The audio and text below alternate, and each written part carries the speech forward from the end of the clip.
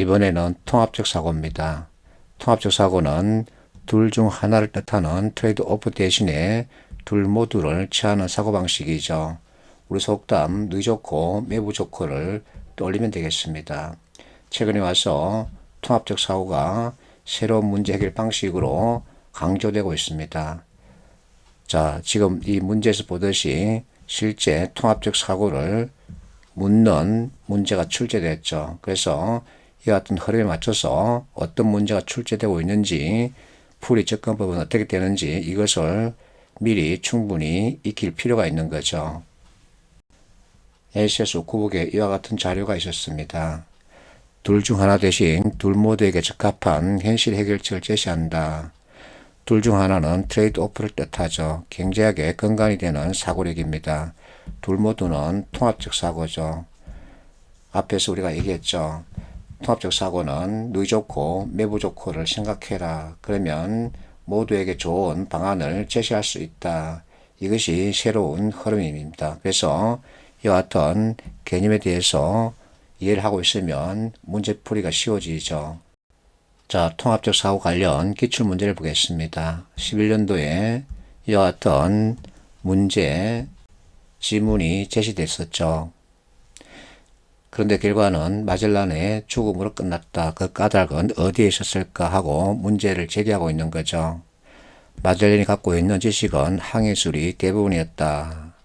그렇다고 낯선 상황을 해결할 총체적인 백방의 지식이 이에 들어있는 것은 아니다. 항해술이 전도의 복음은 아니라는 얘기죠. 그런데도 마젤란은 항해술을 모든 문제 해결의 열쇠로 생각했기에 끝내 죽음을 맞이하였다.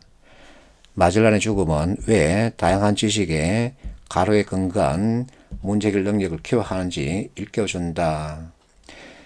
자, 여기서 마젤란은 다른 다양한 지식도 있음에도 불구하고 자기가 잘 알고 있는 항해술만 선택했다는 얘기입니다. 이것이 트레이드 오프죠. 그렇다면 항해술 외에 다른 지식을 받아들였다면, 즉 통합적 사고로 접근했다면 문제를 해결할 수 있었을 텐데 왜 항해술만 고집했을까? 그래서 통합적 사고에 따른 문제 해결 능력을 키워하는지 이것을 마젤란 사례에서 일깨울 수 있다 그 얘기입니다. 통합적 사고 계속 문제 출제될 겁니다.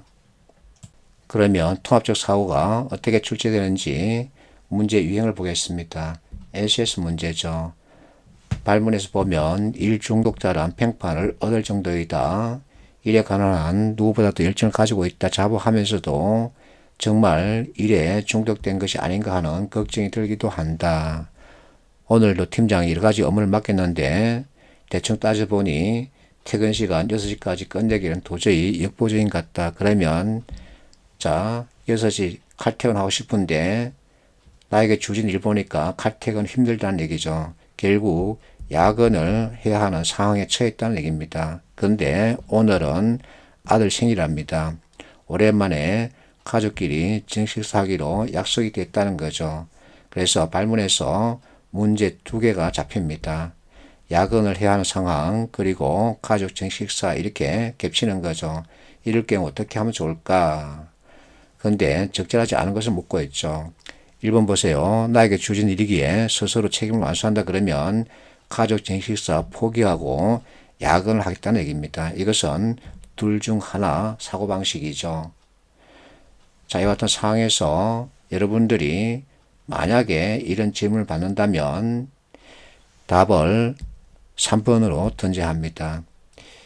팀장이 맡긴 일 가운데 시급한 것이 있고 급하지 않은 것이 있습니다. 그러면 급한 것을 먼저 하고 급하지 않은 것은 내일 하겠다. 이렇게 해서 정식사 참여하면 어떻겠습니까? 하고 팀장에게 상의하면 팀장도 수긍하겠죠. 3번이 통합적 사고입니다. 둘 모두에게 적합한 현실의 해결책이죠. 그래서 답은 1번이죠. 39번은 NCS 기출문제입니다. 발문을 보면 회사 실적이 좋지 않아 스트레스를 받고 있다. 그동안 뒤틀려진 실적을 만회할 수 있는 중요한 발표를 하는 날 출근길에 아이가 교통사고를 당하는 모습을 목격했답니다.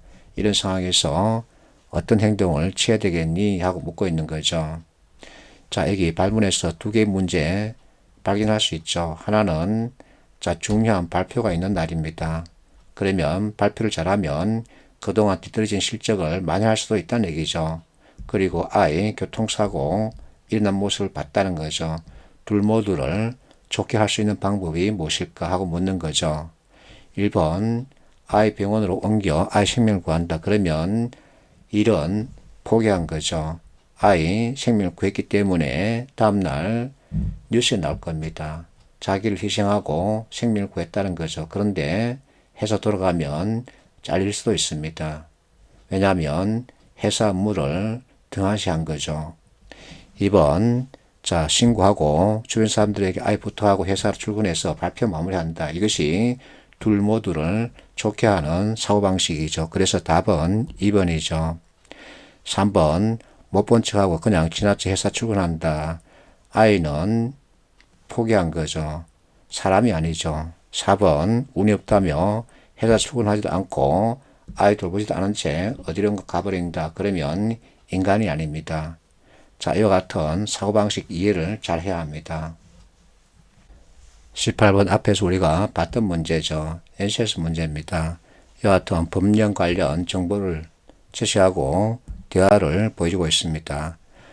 보통 거래처를 만날 때는 업무회의를 마치고 함께 식사 자리를 갖는다. 이번에도 거래처와 만나 회의를 진행해야 하는데 이와 같은 법 때문에 고민이 있다. 그러면 두 개 문제가 등장하죠. 자, 회의를 한다. 식사를 한다. 어떻게 해야 될까?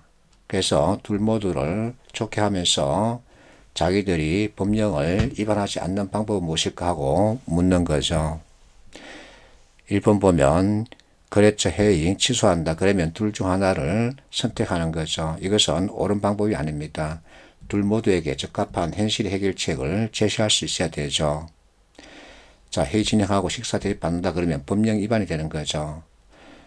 3번 회의 전화나 이메일로만 진행한다. 그러면 중요한 정보를 제대로 파악하지 못할 수도 있습니다. 그래서 답은 4번이죠. 중요한 회의이기 때문에 예정대로 진행하되 식사는 거절하면 되는 거죠. 이것이 둘 모두에게 적합한 현실의 해결책이죠.